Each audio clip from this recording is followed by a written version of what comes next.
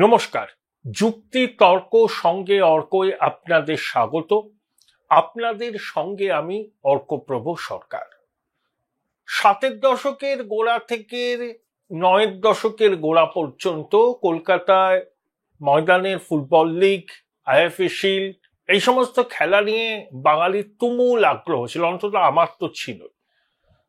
তখন দু তিনটে নাম সংবাদ মাধ্যমে খুব চর্চায় আসতো: জীবন চক্রবর্তী, পল্টু দাস, গজু বসু এবং অবশ্যই দেশ মেডিকেলের কর্ণধার, প্রাক্তন কর্ণধার প্রয়াত ধীরেন দে।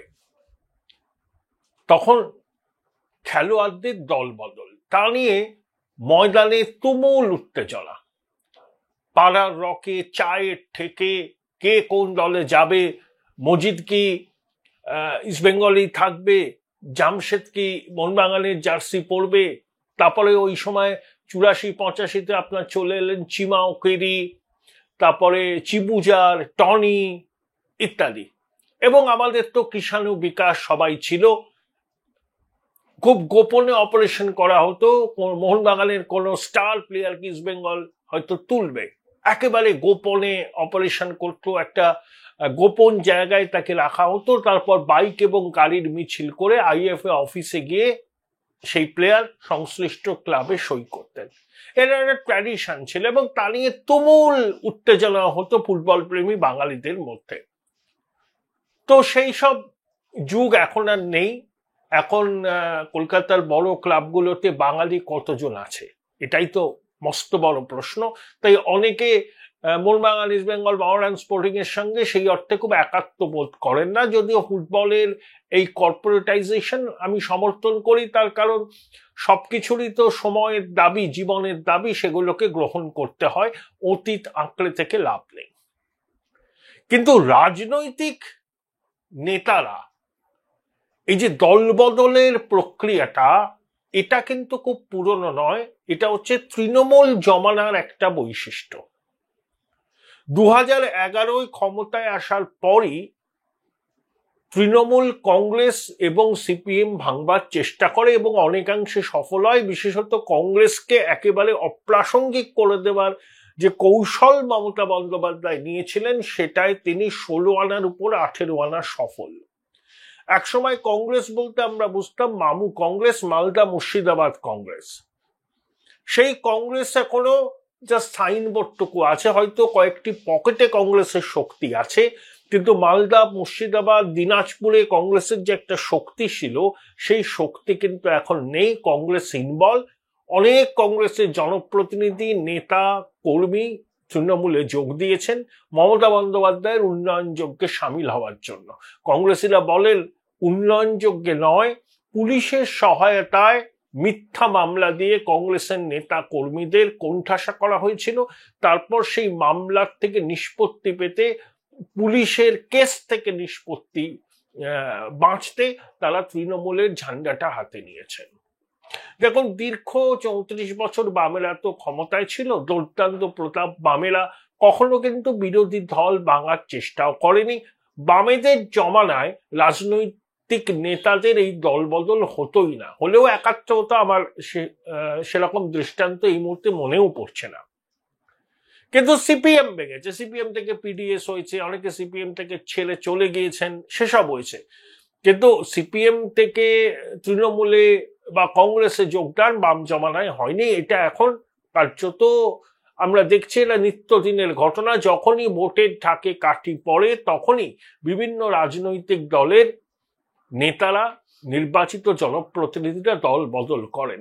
2021 সালের নির্বাচনের আগে আমরা কি দেখেছিলাম? কৈলাস বিজয়বর্গী, মুকুল রায় প্রতিদিন প্রায় হেস্টিংসের পার্টি অফিসে বিভিন্ন তৃণমূলের বিভিন্ন সারির নেতাদের হাতে পতাকা তুলে দিচ্ছেন। এক নেতা যিনি রাজ্যের মন্ত্রী ছিলেন, তিনি বিজেপিতে যাবেন এই সম্ভাবনা আঁচ করে ফিরাদ হাকিম মমতা বন্দ্যোপাধ্যায়ের সঙ্গে সেই নেতার বৈঠক স্থির করেন। সেই নেতা বলেন না আমি দিদিমণির সাথে কথা বলবো, আমি এরকম কোনো সিদ্ধান্ত নিইনি। যেদিনের সেই বৈঠকটি হওয়ার কথা, সেদিন মাননীয় মুখ্যমন্ত্রী ফিরাদ হাকিমকে ফোন করে বলেন, ববি, যার কথা তুমি বলছিলে সে এখন চার্টার বিমানে দিল্লি যাচ্ছে অমিত শাহের সঙ্গে দেখা করতে। অর্থাৎ শেষ মুহূর্তে সেই নেতা দেখা করেননি মমতার সঙ্গে, বিজেপিতে যোগ দিয়েছিলেন, শোচনীয়ভাবে হেরে যান, তারপর মুচলেখা দিয়ে আবার তৃণমূল কংগ্রেসে ফিরে আসেন। এখন কার্যত অপাঙ্ক্তেয় হয়ে গেছেন তৃণমূলে। এই কথাগুলো বললাম কেন? 20 সালের শেষ থেকে বিজেপি এখানে ঝাঁপিয়েছিল যে তারা ক্ষমতা দখল করবে, সেই জন্য তৃণমূলকে তারা ভাঙাবার চেষ্টা করলো এবং সফল হয়েছিল। শুভেন্দু অধিকারী এবং একাধজন ছাড়া শেষ পর্যন্ত কেউই বিজেপিতে ভালোভাবে থাকতে পারেননি। বিজেপিতে যোগ দিয়েছিলেন, বেরিয়ে গিয়েছিলেন, আবার বিজেপিতে ফিরে এসছেন অর্জুন সিং। কিন্তু ওই 20-21 যারা তৃণমূল ছেলে বিজেপিতে যোগ দিয়েছিলেন, 2-3 জন বাদ দিয়ে অধিকাংশ ঘরের ছেলে আবার তৃণমূলে ফিরে গেছেন। দীর্ঘ তালিকা, সেই তালিকা প্রকাশ করে আপনাদের বিড়ম্বনা বাড়াবো না। যেমন জিতেন্দ্র তিওয়ারি আছেন, শুভেন্দু অধিকারী আছেন, আরো কয়েকজন আছেন যারা থেকে গেছেন বিজেপিতে। ঠিক 21 সাল, এই 26-এর নির্বাচনের বছর খানেক আগে থেকেই এই দলবদল শুরু হলো। তাপসী মণ্ডল মহিলা সমিতির নেত্রী ছিলেন হলদিয়ায়। লক্ষণ শেঠ যখন মধ্য গগনে, তখন তাপসী সামান্য একজন কর্মী ছিলেন। তারপর 2016 সালে বাম কংগ্রেস জোটের প্রার্থী হয়ে হলদিয়া থেকে জেতেন। শুভেন্দু অধিকারী যখন দল বদল করে তৃণমূল থেকে বিজেপিতে আসলেন, তিনি শক্তি প্রদর্শন করতে তাপসীকেও নিয়ে এসেছিলেন। 21 সালে তাপসী বিজেপির টিকিটে নির্বাচনে জিতল। 26-এর নির্বাচনের আগে বিজেপি ছেড়ে সে তৃণমূলে যোগদান করলো। যেদিনকে তাপসী বিজেপি ছেড়ে তৃণমূলে যোগদান করলো, সেদিনকে বিধানসভায় বিজেপি বিধায়কদের সঙ্গে মধ্যাহ্নভোজ সেরে তৃণমূলের এক নেতার গাড়িতে চড়ে তৃণমূল ভবনে গিয়ে অরূপ বিশ্বাসের হাত থেকে দলীয় পতাকাটা নেন। অর্থাৎ সমস্ত দল প্রায় তাপসীর ঘোড়া হয়ে গেল। এরপর বাকি আছে কংগ্রেস, এসইউসি, পিডিএস মতো এই সমস্ত দল, তাতেও হয়তো তিনি যাবেন। দেখুন, 2012 সালে হলদিয়ার পুরসভার নির্বাচনে ক্ষমতায় এসছে তৃণমূল 11 সালে, কিন্তু তৃণমূল হলদিয়া পুরসভা দখল করতে পারেনি। তারপর শুভেন্দুবাবু কিভাবে হলদিয়া পুরসভা দখল করেছিলেন সেই ইতিহাস আমরা সবাই জানি। তাই হলদিয়া কোনোদিনই তৃণমূলের শক্ত ঘাঁটি নয়, এখনো নয়। সেখানে এমন কোনো নেতা তৃণমূলের নেই যিনি গোষ্ঠীকন্দল সামলে তৃণমূলকে এগিয়ে দিতে পারবেন। তাপসী তৃণমূলে যেতেই পারেন, তাপসী তৃণমূলে গেলেই তৃণমূল ওখানে বিরাট অক্সিজেন পাবেন, সেটা কোনো বড় কথা নয়। সম্ভবত পাবেনও না, তাপসীর সেই স্ট্যাচারও নেই। অভিজিৎ গাঙ্গুলির সঙ্গে তাপসীর বিরোধ চলছিল ট্রেড ইউনিয়ন সম্পর্কিত কিছু বিষয় নিয়ে। অভিজিৎ বাবু নাকি তাপসীকে গুরুত্বই দিতেন না, তাপসী নিয়ে ক্ষোভে পুষছেন, তাকে জেলা সভাপতিও করা হবে না, এরকমই তাপসী শুনতে পেয়েছিলেন। কারণ নির্বাচিত প্রতিনিধিরা যতটা সম্ভব সাংগঠনিক পদে থাকবেন না, এটাই বিজেপির এই নীতিটা নিয়ে চলছে। সেজন্য তাপসী সভাপতি, জেলা সভাপতি আবার দৌড়ে ছিলেন না। তাই শেষ পর্যন্ত বুঝতে পেরেছিলেন যে এই দলে তার আর কিছু পাওয়ার নেই। তিনি টিকিটও পেতেন কিনা তা নিয়েও সন্দেহ আছে। অনেকে বলছেন শুভেন্দু অধিকারীর বিরাট ধাক্কা, শুভেন্দুর গড়ে থাবা বসানো তৃণমূল। দেখুন, কারুর কোথাও কোনো গড় হয় না। এখন তো রাজা, জমিদার, সুলতান এদের জমানা নেই, এখন গণদেবতার জমানা। একজন একটা কেন্দ্র থেকে দীর্ঘদিন যেতেন, একটা জেলা বা একটা অঞ্চলে থেকে রাজনীতি করেছেন, তার কিছু প্রভাব থাকে। এই গড়টর শব্দ আমি একদম ব্যবহার করতে রাজি নই। কোনো রাজনৈতিক নেতার কোথাও কোনো দূর করে, এগুলো মিথ, ভুল ধারণা। জনদেবতাই কোন নেতাকে সমর্থন করেন, আবার কোন নেতাকে আস্থা করে ফেলে দেয়। Join Indian Institute of Hotel Management now. Right choice, right decision. Suvendu তাপসীকে এনেছিলেন, তাপসী চলে গেছে, শুভেন্দুর কাছে পার্সোনাল সেটব্যাক। যদিও বিরোধী দলনেতা বলেছেন যে তাপসী যাবেন, এটা তিনি জানতেন। এগুলো বলতে হয়, অবশ্যই সেটব্যাক, কিন্তু গড়টর বলে কিছু হয় না। এবং আমি ব্যক্তিগতভাবে মনে করি তাপসী তৃণমূলে যাওয়ায় বিজেপির লাভ ক্ষতি কিছুই হবে না, তৃণমূলও সেই অর্থে কোনো লাভ পাবে না। ওই একটা পারসেপশন তৈরি হলো যে নির্বাচনের আগে তারা বিজেপির ঘর ভাঙতে সমর্থ হলো। That's all. এখন প্রশ্ন, লাইনে আরো কারা কারা আছে? দেখুন, অনেকেই অভিষেক বন্দ্যোপাধ্যায়, মমতা বন্দ্যোপাধ্যায়ের সঙ্গে যোগাযোগ রাখেন। সবাইকে যে তৃণমূল নেবে তাও নয়। আবার অনেকে তাদের যোগাযোগের খবর বাজারে ছড়িয়ে পড়ায় পিছটান দিয়েছেন। এরকম অনেক বিধায়ক আছেন, তাদের নাম আপনারা জানেন। দক্ষিণবঙ্গেরও আছেন, উত্তরবঙ্গেরও আছেন। এখন সংখ্যাটা 5-6 জনের মতো, আরো 5-6 জন। তারা শেষ পর্যন্ত তৃণমূলের পতাকা হাতে তুলবেন নাকি বিজেপিতেই থেকে যাবেন সেই বিষয় এখনো বলার সময় আসেনি, কিন্তু তারা কমিউনিকেশনটা রেখেছেন যে সেরকম কোনো লুক্রেটিভ প্রপোজাল যদি তৃণমূলের থেকে তারা পান তাহলে তারা দ্বিধা করবেন না। এটা সবাই জানেন। আমি সেই বিধায়কদের নাম বলে বিড়ম্বনা বাড়াবো না। আপনারা যারা রাজনীতির খবরাখবর রাখেন, আমি বললাম 5 জন, এরকম 5 জন এখনো আছেন বিজেপির মধ্যে। তারা তৃণমূল শিবিরে ইট পেতে রেখেছেন। কথাবার্তা অনেক দূরে গিয়েছে, কিন্তু ফাইনালাইজ হয়নি বলে তারা তৃণমূলের ঝান্ডাটা হাতে তুলছেন না। আবার বিপরীত জিনিসটাও হবে, কারণ তৃণমূল যদি প্রচুর প্রার্থী বদল করে 26 বিধানসভা নির্বাচনে, তৃণমূলের অতৃপ্ত আত্মারা কিন্তু বিজেপির ঘাটে নৌকা ভেরাবার চেষ্টা করবে। অতৃপ্ত আত্মারা, যারা তৃণমূল মনে করছে যাদের টিকিট পাওয়ার সম্ভাবনা নেই, টিকিট পেলে দলের ক্ষতি হবে, এরকম অনেকে বিজেপির সঙ্গে এখনো যোগাযোগ রাখছেন। যখন তারা নিশ্চিত হয়ে যাবেন যে তৃণমূল তাদেরকে মনোনয়ন দেবে না, তখন তারা কিন্তু বিজেপির ঝান্ডাটা ধরবার জন্য তৈরি থাকবে। এখন কাদের বিজেপি নেবে, কাদেরকে নেবে না, সেটা বিজেপির অভ্যন্তরীণ বিষয়। এই নিয়ে আমি কোনো টিকা টিপ্পণী করব না। আপাতত যেটা দেখা যাচ্ছে যে বিজেপির নির্বাচিত প্রতিনিধি তৃণমূল যাচ্ছে, এই পারসেপশনটা হয়েছে। উল্টো দিক থেকে এটাও ঠিক, নির্বাচন যত এগিয়ে আসবে তৃণমূলের অতৃপ্ত আত্মারা তত বিজেপিতে যাওয়ার চেষ্টা করবে। দুদিক থেকেই এরকম ফুল বদল হবে, দল বদল হবে। খুব আকর্ষণীয়। সকালে তৃণমূলের পার্টি অফিসে বসে আছে, বিকেলে বিজেপির ঝান্ডা ধরছে।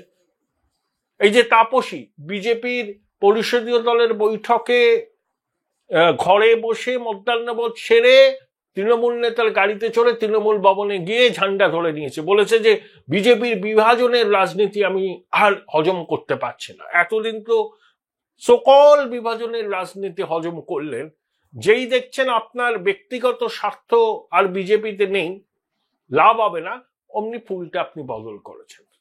আর একজন আছেন নওশাদ, তাকে খুব কি বলবো আর কি প্রমিসিং রাজনৈতিক নেতা ভাবা হয়েছিল। আমি এই ধারণার সঙ্গে সহমত নই।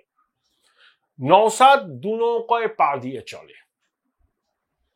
গত 2 বছরের ঘটনাবলী সেটাই প্রমাণ করে। ডায়মন্ড হারবার লোকসভা কেন্দ্রে সে অভিষেক ব্যানার্জির বিরুদ্ধে লড়বে বলে সে বিরাট হইচই বাঁধিয়ে দিল, বারবার ডায়মন্ড হারবারে গেল, কিন্তু নির্বাচনে প্রতিদ্বন্দ্বিতা করল না। ভাঙড়ে বারবার গেল, আরাবুল শওকাতের সঙ্গে তীব্র বাগবিতণ্ডা হলো, জেল পর্যন্ত নওশাদ খেলেছে। কিছুদিন আগে মুখ্যমন্ত্রীর সাক্ষাৎ প্রার্থী হয়ে নবান্নে চলে গেছিল, দেখা হয়নি। নওশাদের উপর হামলার আশঙ্কায় তাকে কেন্দ্রীয় নিরাপত্তা দিয়েছে স্বরাষ্ট্র মন্ত্রক শুভেন্দুর উদ্যোগে। সেই নওশাদ 22 মিনিট ধরে কথা বললেন মুখ্যমন্ত্রীর সঙ্গে, কিনা তার বিধায়ক তহবিলের টাকা পঞ্চায়েত খরচ করছে না। তা বিধানসভা তো চলছে, তিনি তো বিধানসভা থেকে এটা বলতে পারতেন। নবান্নে যাওয়ার কি প্রয়োজন হলো? উনি কি পঞ্চায়েত মন্ত্রীর সঙ্গে কথা বলেছেন? একবারও বলেছেন এই অনুরোধ নিয়ে? সরাসরি মুখ্যমন্ত্রীর কাছে চলে গেলেন। আসলে এই পীরজাদারা, আমি এদের সম্মান করি, ধর্মীয় ভাবে এরা সংখ্যালঘুদের কাছে একটা সম্মানের জায়গা আছে, কিন্তু এরাও কিন্তু রাজনীতির কারবারি। তোহা সিদ্দিকী, তারপরে আর একজন আছেন বলতে ইব্রাহিম সিদ্দিকী, নওশাদ সিদ্দিকী, এরা কিন্তু রীতিমতো রাজনীতির ঘোলা জলে দীর্ঘদিন ধরে মাছ ধরছেন। ফুলপুরাতে বামেরাও যেত, তৃণমূলে যেত, কংগ্রেসও যেত, ওই ওদের আশীর্বাদ নেওয়ার জন্য। তা নওশাদ বলছে যে আমি তৃণমূলে যাব না, আমি আইএসএফ করব, বাম কংগ্রেসের সঙ্গে সমঝোতা করব। আমার ধারণা নির্বাচনের আগে ও বামেদের সঙ্গে দূরত্ব তৈরি করবে এবং তৃণমূলের সহযোগী হিসাবে আইএসএফ লড়বে। কারণ মমতা বন্দ্যোপাধ্যায় ও মরিয়া এবার সংখ্যালঘু ভোট যেন কোথাও ভাগ না হয়। কারণ হিন্দু ভোটের প্রবল মেরুকরণ হবে, ইতিমধ্যে 55% মেরুকরণ হয়েছে, আর যদি 4-5% মেরুকরণ হয় হিন্দু ভোটের, তাহলে কিন্তু এই নির্বাচন ফটো ফিনিশ হবে। এবং সেটা যদি বিজেপি না করতে পারে 2021-এর ফলাফলের পুনরাবৃত্তি হবে। লিখে রাখুন। মমতা বন্দ্যোপাধ্যায় বুঝতে পারছেন যে হিন্দু ভোটের কনসলিডেশন বাড়বে, সেটা তার উদ্বেগের। তাই তিনি তার যে সংখ্যালঘু সমর্থন, সেই সমর্থনকে আরো দৃঢ় করতে চাইছেন। তিনি আর কোথাও ফাঁক ফোকর রাখতে চাইছেন না। তাই নওশাদের কাছে নিশ্চয়ই কোনো প্রস্তাব গেছে এবং নওশাদ সেই প্রস্তাবটাকে গুরুত্ব দিয়ে বিবেচনা করছে এবং সেই জন্যই সে 22 মিনিট দেখা করে কথা বলেছেন নবান্নে মুখ্যমন্ত্রীর সঙ্গে। 22 মিনিট ধরে বিধায়ক তহবিলের টাকা খরচ করতে পারছে না, এই নিয়ে কথা হতে পারে না। অন্যান্য অনেক বিষয় নিয়ে কথা হয়েছে। অপশন কি থাকতে পারে? মুখ্যমন্ত্রী নওশাদকে তৃণমূলে যোগ দেওয়ার প্রস্তাব দিতে পারেন। 2, নওশাদ আইএসএফ তৃণমূলের শরিক হিসাবে নির্বাচনে লড়তে পারে এবং সেক্ষেত্রে তৃণমূল আইএসএফকে 3-4টে আসনও ছেড়ে দিতে পারে। তাহলে আইএসএফ তৃণমূলের সঙ্গী হলে মুসলমানদের একটা অংশের মধ্যে নওশাদের জনপ্রিয়তা আছে। ভাঙড়ে আমরা দেখেছি নওশাদের সভাতে সিংহভাগ মুসলমান সম্প্রদায়ের মানুষ। তাহলে নওশাদকে নিজের ফোল্ডে নিতে চাইছেন তৃণমূল নেত্রী, যাতে আইএসএফ আলাদা লড়ে মুসলমান ভোটে ভাগ বসিয়ে তৃণমূলের অসুবিধা সৃষ্টি করতে না পারে। এই দুটো সম্ভাবনা আছে। এক, নওশাদকে তিনি প্রস্তাব দেবেন যে তৃণমূলের হয়ে লড়তে, তৃণমূলের সিম্বলে, যেমন সিদ্দিকুল্লাহ চৌধুরী তৃণমূলের সিম্বলে লড়ে, কিন্তু জামিয়াত উলেমায়ে হিন্দের নেতা। নওশাদকেও মুখ্যমন্ত্রী সেই প্রস্তাব দিতে পারে। আবার নওশাদ তৃণমূলের সঙ্গে সমঝোতা করতে পারে। তখন যুক্তিটা খুব সুন্দর হবে যে বিজেপির বিভাজনের রাজনীতির বিরুদ্ধে মমতা বন্দ্যোপাধ্যায় লড়ছেন। নওশাদ বলবেন সেই জন্য আমি এই ক্রান্তিকালে মমতা বন্দ্যোপাধ্যায়ের পাশে এসে দাঁড়ালাম। আব্দুস সাত্তার প্রথমে বামফ্রন্টের মন্ত্রী ছিলেন, তারপরে কংগ্রেসের নেতা ছিলেন, এখন মুখ্যমন্ত্রীর সংখ্যালঘু বিষয়ক দপ্তরের অ্যাডভাইজার। অর্থাৎ সংখ্যালঘুদের মধ্যে যাদের একটু গ্রহণযোগ্যতা আছে, একটু জনভিত্তি আছে, মুখ্যমন্ত্রী তাদেরকে আর অন্য রাজনৈতিক দলের ছাতায় রাখতে চাইছেন না। তিনি সবাইকে নিজের ছাতার তলায় এনে সংখ্যালঘু ভোটকে একেবারে সুসংহত হয়ে যাতে তৃণমূলের বাক্সেই পড়ে সেটা নিশ্চিত করতে চাইছেন। এটা মমতা বন্দ্যোপাধ্যায়ের কৌশল। কারণ যতই মমতা বন্দ্যোপাধ্যায় বলুন না কেন যে 2/3 মেজরিটি নিয়ে আমরা ক্ষমতায় আসব, কিন্তু 2026 সালে থেকে 15 বছরের প্রতিষ্ঠান বিরোধিতাকে সামাল দিতে হবে এবং একই সঙ্গে যদি হিন্দু ভোট কনসলিডেট হয় বিজেপির পালে, তাহলে কিন্তু লড়াইটা আকর্ষণীয় হবে। তাই কোনো ঝুঁকি রাখতে চাইছেন না মমতা বন্দ্যোপাধ্যায়।